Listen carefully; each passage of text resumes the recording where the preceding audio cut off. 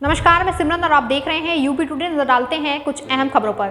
खबर यूपी के जनपद बाराबंकी से है, जहां पुलिस अधीक्षक अनुराग वत्स के निर्देश में अभियान के दौरान पुलिस को लगातार सफलताएं मिलना शुरू हो गई हैं। आपको बता दें, असंदरा व थाना कुर्सी पुलिस ने 2 अभियुक्तों को गिरफ्तार कर उनके कब्जे से 40 ग्राम स्मैक बरामद करने के साथ साथ कोठी पुलिस ने एक अभियुक्त को गिरफ्तार कर उसके कब्जे से अवैध कच्ची शराब लगभग 20 लीटर बरामद करने में सफलता प्राप्त की है। खबर लखनऊ से है, जहां उत्तर प्रदेश में सपा का प्रभार देख रहे अबू आजमी ने मीडिया कॉन्फ्रेंस के दौरान उत्तर प्रदेश में हिंदू मुस्लिम कराने वाली सरकार को आने वाले 2022 के चुनाव में सफाया हो जाने का बड़ा ऐलान करते हुए कहा कि पूर्ण बहुमत से एक बार फिर डंके की चोट पर उत्तर प्रदेश में सपा सरकार अपना परचम लहराएगी। झूठा विकास का ठीकरा ठोकने वाले सावधान हो जाएं।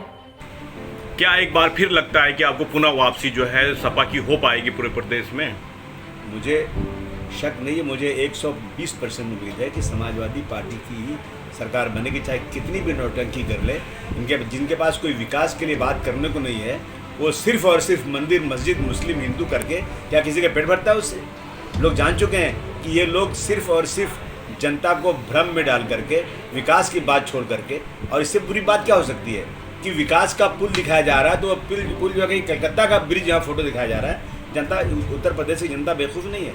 यूपी की जनता पैदा होती है, जैसे मेढक को तैरना आता है ना, उसी तरह से उसको तैरना सीखने की ज़रूरत नहीं है। यहाँ की जनता पैदा होती है, राजनीति अच्छी तरह जानती है। तो हमारे लिए बिल्कुल ये तय है कि हमारी सरकार आने वाली जो है सरकार में, जैसे पिछली सरकार। वह यूपी के जनपद बाराबंकी से, जहां हैदरगंज निवासिनी रेनू शुक्ला को बिग एफएम लखनऊ का विनर चुने जाने पर लखनऊ हजरतगंज में बिग एफएम की ओर से चांदी का सिक्का बतौर विनर पुरस्कार के रूप में दिया गया। इससे पहले भी रेनू शुक्ला कई बार बिग एफएम से विनर बनाई जा चुकी हैं। सही जवाब देकर इससे पहले भी कई पुरस्कार रेनू शुक्ला को मिल चुके हैं। खबर यूपी के जनपद बाराबंकी से, जहां 2022 के चुनाव को लेकर जहां तिथियां नजदीक आ रही हैं, वैसे वैसे उत्तर प्रदेश भर के बीजेपी जिला अध्यक्षों के दायित्व की जिम्मेदारी और बढ़ रही है। आपको बता दें, 2022 के चुनाव को लेकर बाराबंकी बीजेपी के जिला अध्यक्ष शशांक कुशमेक ने बाराबंकी की 6 सीटों पर पुनः बीजेपी का परचम लहराने का ऐलान कर उत्तर प्रदेश पर बीजेपी का परचम लहराने के साथ साथ देश में भगवा झंडा फहराने का ऐलान किया है। कोई शक नहीं है, बस ये देखना है कि हमारी सीटें कितनी आती हैं। सरकार तो 100% आने वाले विधानसभा चुनाव में जो है बाराबंकी की 6 सीटें हैं, इसमें कौन सी सीटों में जो है भारी बहुमत जो है पूरी 6 सीटों पर विजयी होंगी कि नहीं? बाराबंकी जनपद की 6 के 6 पुष्प ले जा करके प्रदेश की जो बड़ी माला तैयार होने जा रही है 2022 में, उसमें 6 पुष्प बाराबंकी जनपद के भी होंगे। और ये भगवान भोलेनाथ का मैंने आशीर्वाद प्राप्त किया है, और इनकी ऊर्जा से पूरे जिले में काम होगा और बहुत तेजी के साथ और काम होगा। और जो भी पार्टी ने मुझ पर विश्वास व्यक्त किया है, उस पर मैं पूरा खरा उतरने का प्रयास करूंगा, क्योंकि जो 2022 में प्रदेश की जो पुनः सरकार बनने जा रही है, उसमें 6 पुष्प बाराबंकी जनपद के भी होंगे। ये मुझे पूर्ण आशा ही नहीं, मुझे पूर्ण विश्वास भी है। पिछली सरकार में जो है कई मंत्री थे बाराबंकी से, तो क्या एक बार मौका मिलेगा बाराबंकी जिले से किसी एक को मंत्री बनाया जाएगा? देखिए, ये निर्णय जो है विधानमंडल दल में होता है, और जो भी विधानमंडल दल का नेता चयनित होगा, ये उनका विशेषाधिकार है। हमारा काम है यहाँ से पुष्प भेजना, वो किसको माला पहना के भेजते हैं ये प्रदेश नेता। बीजेपी की सरकार प्रेजेंट टाइम पे है मौजूदा, इस बार जो है लगातार तमाम वरिष्ठ नेता यहाँ पे हैं बाराबंकी में, तो ऐसा क्यों मौका नहीं दिया गया कि यहाँ के किसी एक को जो है मंत्री चुना जाए? जी, किसी एक विधायक को या फिर सांसद को मंत्री चुना जाए?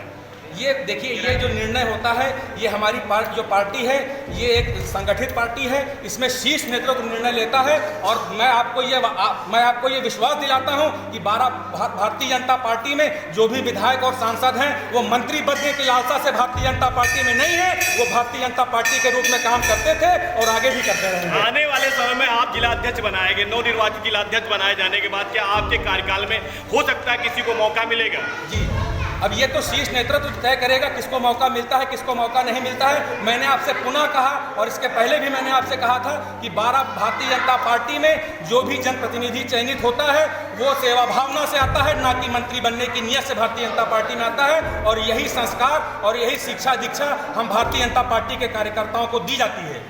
बोलो सच्चे। खबर यूपी के जनपद हमीरपुर से है, जहां पीने के पानी की समस्या को लेकर सैकड़ों काशीराम कॉलोनी बंदिशों ने रोड पर खाली बर्तन लेकर जाम लगाया और पिछले 1 घंटे से रोड जाम की। आपको बता दें, 2 दिन पहले भी तहसीलदार को ज्ञापन दिया गया था, फिर भी कोई कार्रवाई नहीं हुई। रोड जाम कर बैठे लोगों का कहना है कि अब तक जिले का कोई जिलाधिकारी ग्रामीणों से मिलने तक नहीं पहुंचा।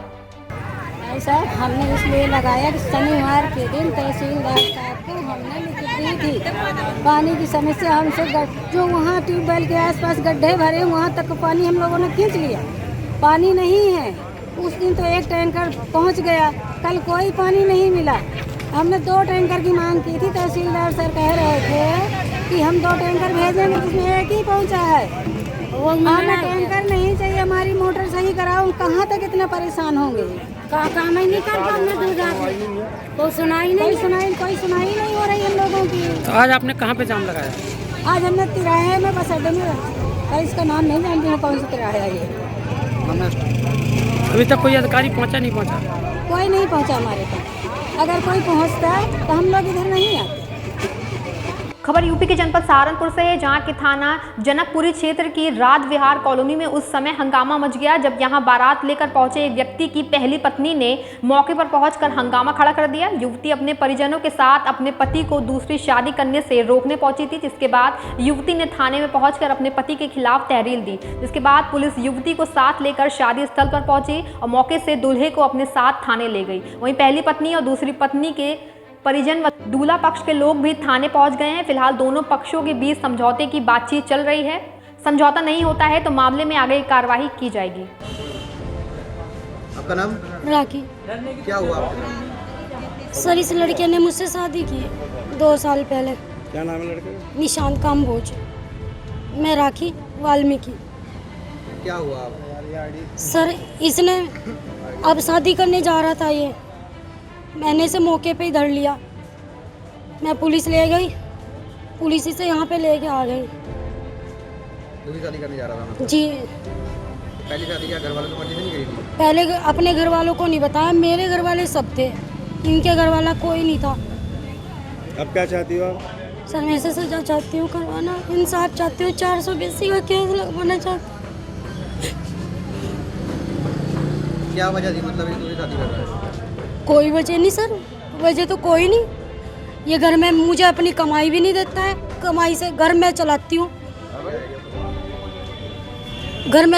मैं घरों में काम करती हूँ, मुझे घरों में काम करने के लिए भेजता है, मैं घरों में काम करने जाती हूँ और ये मेरी कमाई खाता है, ये अपनी कमाई कर देता है। क्या नाम है लड़के का? निशांत काम्बोज। कहाँ रहता है? ये रहता है डंडोली खेड़ा।